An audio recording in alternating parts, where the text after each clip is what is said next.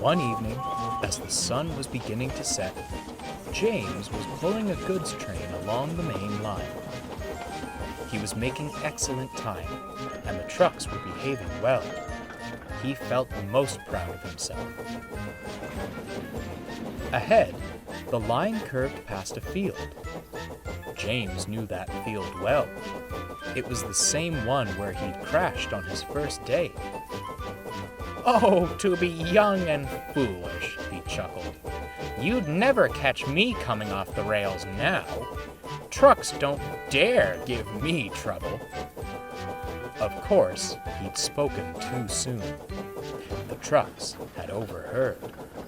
"We've plenty of trouble to give," they chuckled, banging their buffers. "Smarten up back there," barked James, bumping them in return. That did the trick. An old coupling broke. The last 3 trucks and the brake band came loose. James felt a jolt, but assumed it was another bump from the trucks, and carried on.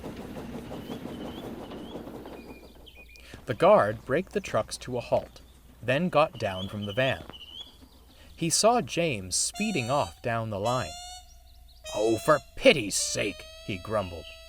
He walked back to the last signal box, putting detonators on the rails as he went. The trucks, meanwhile, were delighted. "That'll teach him not to push us around," giggled one. "Why stop there?" smirked another. "He said we don't give him trouble, but we gave it.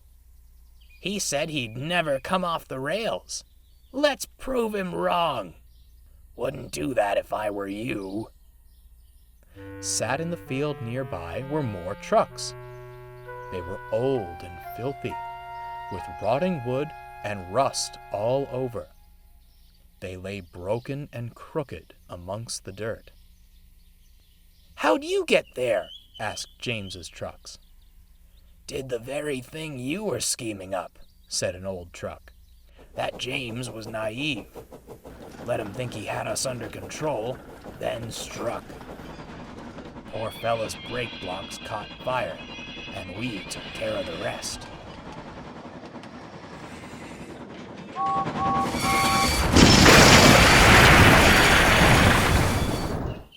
"Lovely crash it was," cackled an old truck, and the rest laughed hoarsely. "The cranes came," continued the first truck. "They took away our friends who were still on the rails, then rescued James. We were sure we'd be next." It paused dramatically.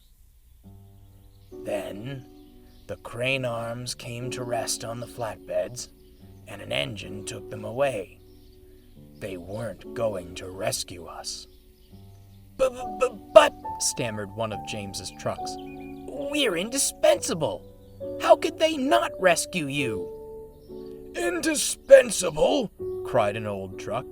"Listen, young'un, the workshops build hundreds of you in the time it takes to fix one steam engine. Why bother with us? Too much effort when they could just make a new truck and be done with it." "So, if we crash," stammered James's trucks, "we'll be—" "Just like us," wheezed an old truck. "I'll never feel rails under my wheels again. If I've even got wheels left. Been buried in earth so long, who knows if they're still there." The old trucks laughed like hyenas. It sent chills through the frames of James's trucks. They were speechless. A whistle cut through the laughter. James had been flagged down at the station and sent back to retrieve the trucks. "Silly things," he grumbled, bumping them hard. "You could have caused an accident." We're sorry, James," they quivered. James was quite taken aback. The guard fastened the coupling, and he puffed off without another word. His trucks looked back at the field and shuddered as they were pulled away. The old trucks fell silent, watching the train disappear on the horizon. They hoped the young ones heeded their words and wouldn't make the same mistake they had. Just then, a crow landed atop one of them. Heh, the truck chuckled wistfully. No good as a truck, and no good as a scarecrow either.